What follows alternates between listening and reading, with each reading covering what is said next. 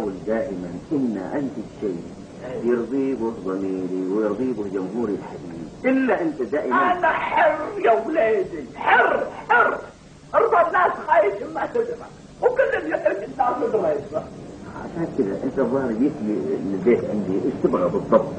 أنا جاي لمك سلمك الله، أبيك تسمعني القصيد الكلمات يعني ولا الحال اللي تبي تسجلها نقعد تسجل حقنا قبل ما تسجل. طيب بسيط، تبغى كلمات؟ اي اسمعك الحين نصوص الكلمات وسمعك اللحن بعد. اي سمعني لأنا تحدي لنا موجودة. حاضر ابو مسامح حاضر. سمعني هذه: يا حامل الاثقال خففها شوي ذا حمل الماي.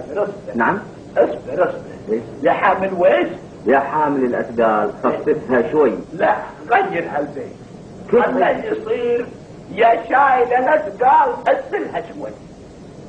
كيف يا شايل الاثقال سجلها شوي؟ ما يقول اثقال وثقيله كمان يا ابو مسامح. اي يا ابن الحلال خليه يشيل الحمل الثقيل علشان ما يقوى يمشي. طيب اسمع البيت الثاني والله لا تسمع مرجوك. ابكي على الاطلال وافكر واعتبر وش حول الاحوال. لا تصبر، ما نبي الانسان نبي الضحك، احنا نبي شيء يضحك.